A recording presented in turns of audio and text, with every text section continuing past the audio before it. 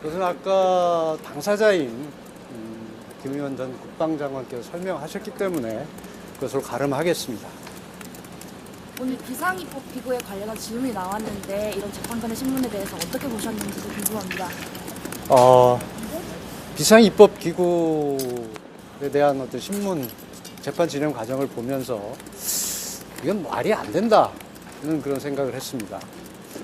적어도 소추인 측에서 상상하거나 주장하는 그런 비상입법기구가 되려면 국회를 대체한다는 의미인데, 그렇다면 국회 대체하기 위한 기구를 만들려면 그 기구가 우선 만들어지는 것이 우선돼야 됩니다. 그럼 그 기구를 만들으라는 지시가 있었는지, 그걸 만들기 위한 어떤 연구가 있었는지, 쉽게 얘기하면 집을 져야 되는데 집 짓는 얘기가 하나도 없는데 무슨 운영비 얘기하는 것은 말이 안 됩니다. 그것은 곧 아까 그 재판 과정에서 얘기했듯이 민생 입법들이 좌절된 상황 속에서 긴급 재정 경제 명령이나 이런 것들을 통해서 이것을 해결하려고 하는데 거기에 필요한 예산을 언급한 것이라는 것이 오히려 역으로 입증되는 것이다. 저는 그렇게 생각을 합니다.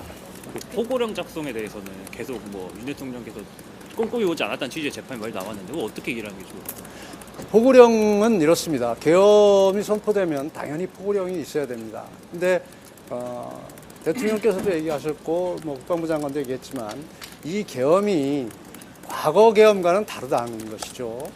이 어떤 거대 야당의 탄핵 폭주나 예산 삭감, 각종 반국가적인 행위들, 국익을 심각하게 저해하는 행위들, 이런 것들을 국민들에게 호소해서 국민들로 하여금 각성하고 이걸 국정이 바로잡히고 국권문란을 바로잡으려고 하는 과정에서 생겼기 때문에 이 계엄을 선포한 거기 때문에 이 포고령이 어떤 계엄에 따른 요식행위로 이루어진 것이어서 이렇게 깊게 생각하지 않으셨다. 저는 그렇게 이해를 했고요. 따라서 어떤 실행 계획이나 실행 의사가 없었다. 그렇기 때문에 아까 김용현 전 장관이 얘기했듯이 평소와 다르게 꼼꼼하게 검토를 안 했다. 그렇게 얘기한 것 같습니다. 대통령이 법전을 안 찾아봤다는 입장이신가요? 포고령 아까 들으셨잖아요. 네, 김영현 장관이 검찰 진술에서는 다르게 얘기했기 때문에. 글쎄요, 그 부분은 제가 모르지만 아까 분명한 것은 법전 얘기는 없었고 김용현 장관이 보고를 했을 때 평소와는 다르게 이렇게 깊게 보지 않았다. 저는 그렇게 이해를 했습니다. 그것이 곧 이 계엄이 어떤 계엄인지를 상징적으로 보여주는 그런 것이라고 저는 생각을 합니다. 국무회의 관련해서 국무회의 때 계엄 찬성한 위원이 있다고 김용현이 말했는데 그에 대해서 어떻게 아시는 부분이 있으신가요? 그 부분에 대해서는 제가 구체적으로 파악한 게 없습니다. 그 부분에 대해서 대통령도 평상시에 국무회에 관련된 이야기를 변호사와 한 게 없는 건가요? 국무회에 대해서 얘기한 게 있지만 구체적으로 누가 찬성했고 누가 반대했는지를 지금 제가 구체적으로 파악하지도 못하고 있고 지금 제가 말씀드릴 수 있는 사항도 아닙니다. 최상무 부총리한테 그 문건을 전달한 주체가 대통령실 비서관이라고 오늘 김용현 장관이 증언을 했는데 그러면 사실상 대통령 지시로 그 문건이 전달된 거 아닌가요?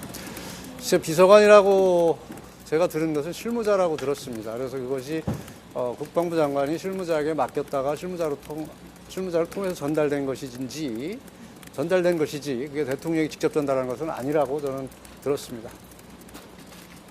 오늘 김용현 장관이 중간에 국회 측에서의 신문 거부했었는데 그것 관련해가지고 일일이 인지하셨던 거 있으신가요? 저는 아는 바 없습니다. 국무회의가 그러면 5분 남짓하다고 질문이 나왔는데 이 부분에 대해서는 어떻게 생각하시는지?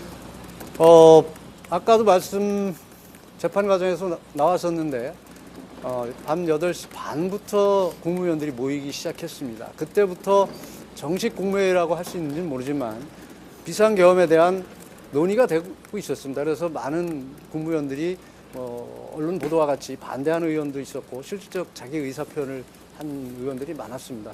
그런 과정을 거치면서 20시 17분경에 정식수가 채워졌기 때문에 그때부터 5분간 진행된 것 뿐이지 사실상 그 전에 실질적으로 논의가 충분히 이루어졌다.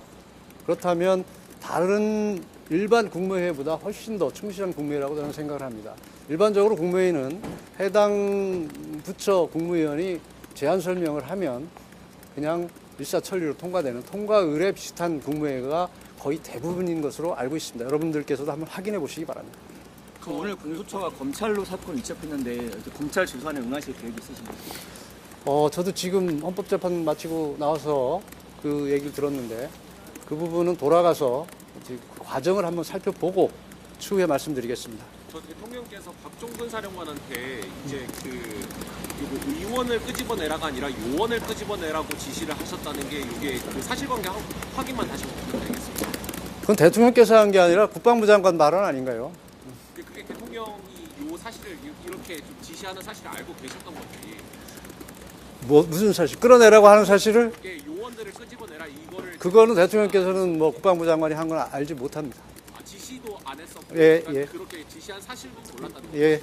오늘 본관에 들어온 그 병력 수에 대해서 대통령께서 질의를 하셨는데 그 부분이 잘 안 맞는 것 같아 보였습니다. 그 부분은 어떻게 보시는지요?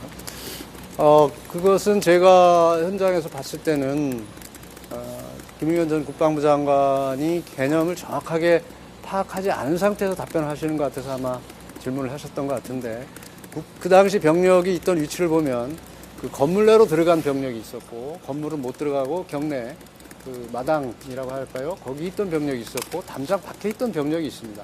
그래서 그 병력을 구분하는 과정에서 나온 질문이고 실제 아까 국방부 장관도 안에 다 들어갔다고는 하지만 본인도 다 파악을 하고 있지 못하다고 얘기를 했습니다.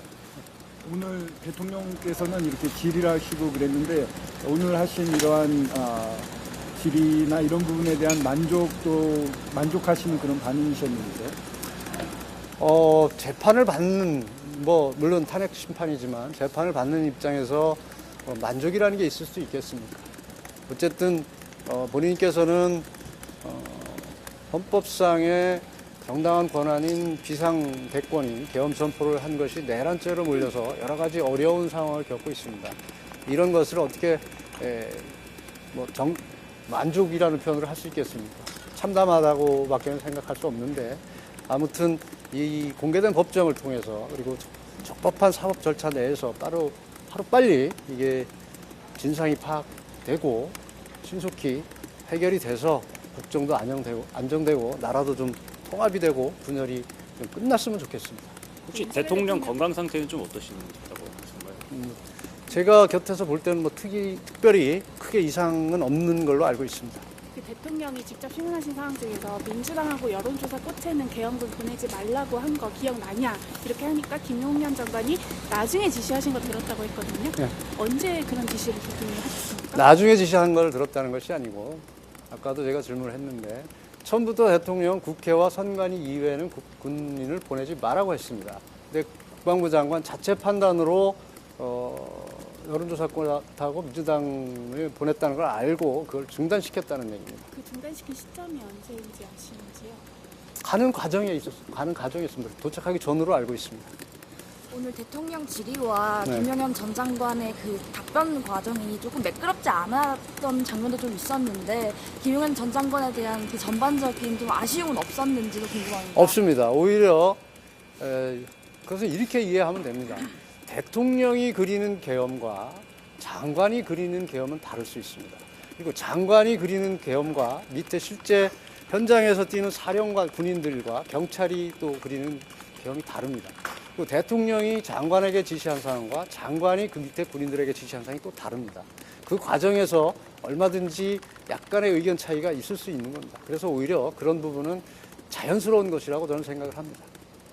비상입법 기구 관련해서 긴급 명령 규정을 보면 입법 기구를 설치해야 한다거나 특정 기구 설치 관련된 내용은 없는데 이 규정과 관련이 있는 게 확실한가요?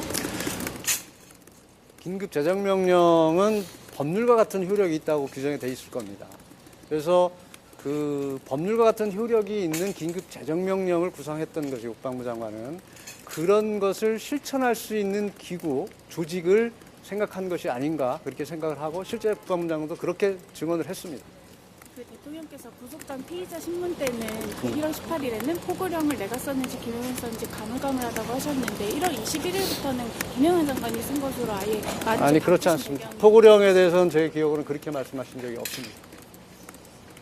포고령에 대해서는 처음부터 실체, 진실이 김용현 국방부 장관이 작성해 온 것이고, 오늘 아까 재판에서 얘기했듯이 몇 년도 개헌 포고령을 보고 자기가 작성한 것이라고 분명히 얘기했고, 그것은 팩트이기 때문에 무슨 대통령께서 가물가물하다고 얘기한 적이 없고 그렇게 얘기할 수도 없습니다. 쪽지 말씀하시는 쪽지 말씀하시는 겁니다.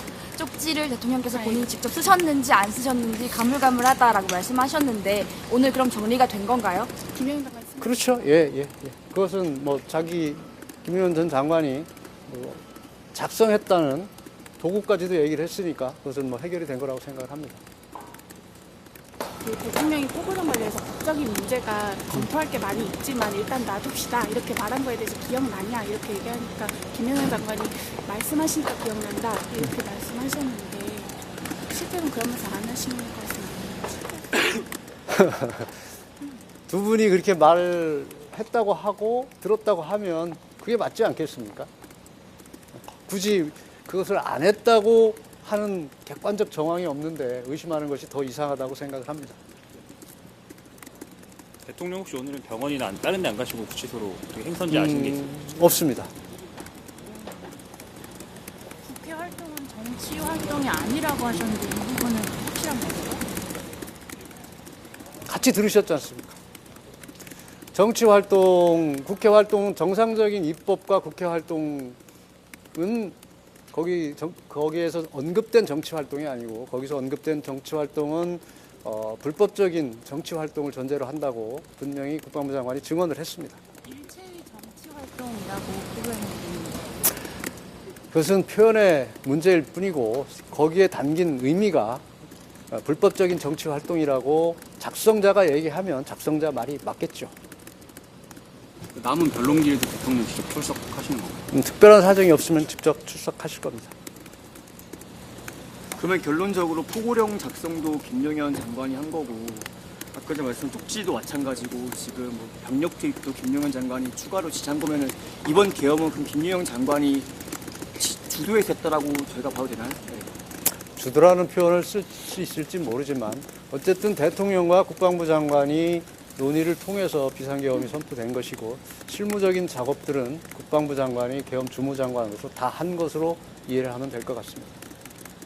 대통령도 장관도 그 누구도 국회 내부로 들어가라 청사 안으로 들어가서 의원을 끄집어내라는 짓을 한 적이 없는데 그러면 그날 그 출동한 병력들이 잘못 이해해서 국회 안으로 들어가고 했던 건가요?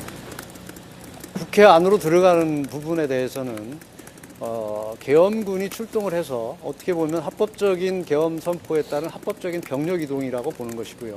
끌어내라, 체포해라는 지시가 있었다고 하는데 어디에서도 그런 흔적이 보이지 않습니다. 여러분들도 화면을 다 봤을 겁니다. 생중계되는 군인들이 거기서 누구를 잡으러 다니거나 누구를 끌어내려고 하거나 누구를 체포하려고 하는 시도가 있었습니까? 전혀 그런 것이 보이지 않습니다. 그냥 평화로운 계엄군들이 출동 명령에 의해서 출동해서 거기가 위치니까 갔구나. 그런 정도로 저는 이해를 했고요. 실제로 국방위 회의록에 보면 안기백 의원 같은 경우는 707 여단장인가 만났을 때 왜 체포 안 했냐고 물으니까 그런 지시를 받은 게 없다고 분명히 얘기를 하고 있지 않습니까?